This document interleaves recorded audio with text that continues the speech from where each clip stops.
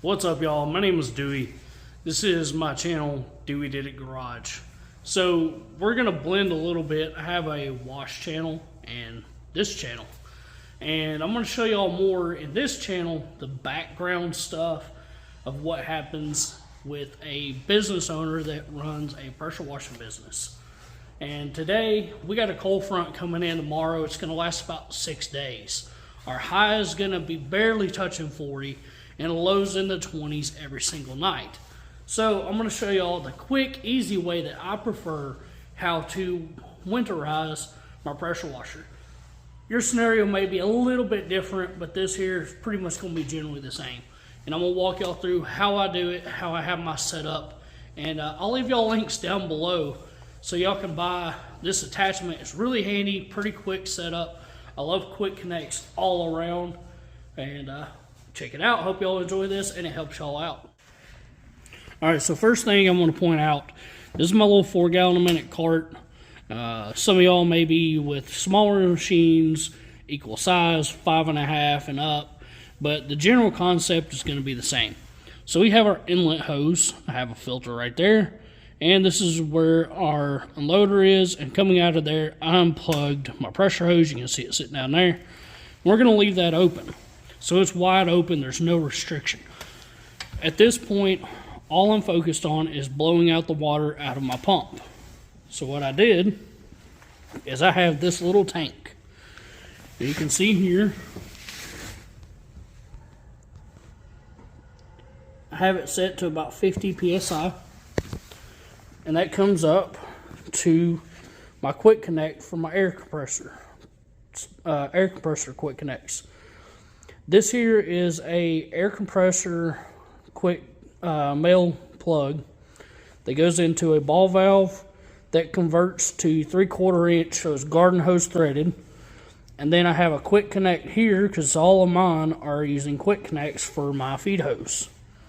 And if you don't use these, I'll leave you a link down below. Start using these, it makes life a lot easier. So this here will go up and quick connect to my feed hose. So this runs all the way through and over to there. So I have this pressurized. We're gonna fire it up, and that's wide open. All we have is this valve here.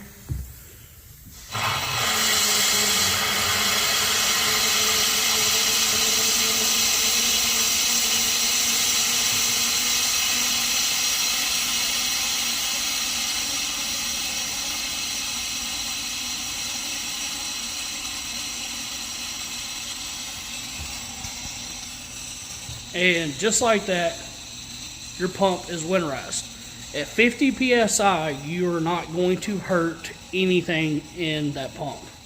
If you exceed probably 75, creeping into 100 psi, you might damage something.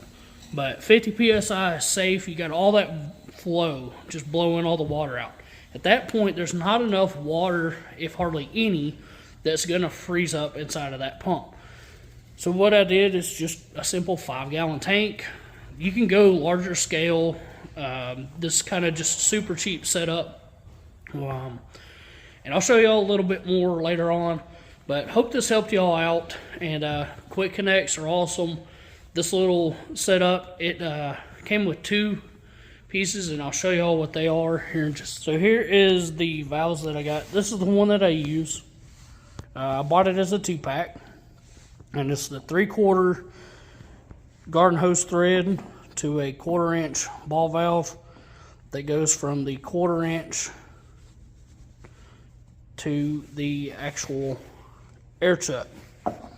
So really handy. These 3/4 inch garden hose quick connects are made by Essential Washer. I've been using Essential Washer for almost 2 years now. Trying to switch everything over completely to stainless, and this is a pretty reasonable stainless set that holds up pretty decent, a lot better than brass. But these here, I keep these in the shop. They get used a couple times a year, and that's about it.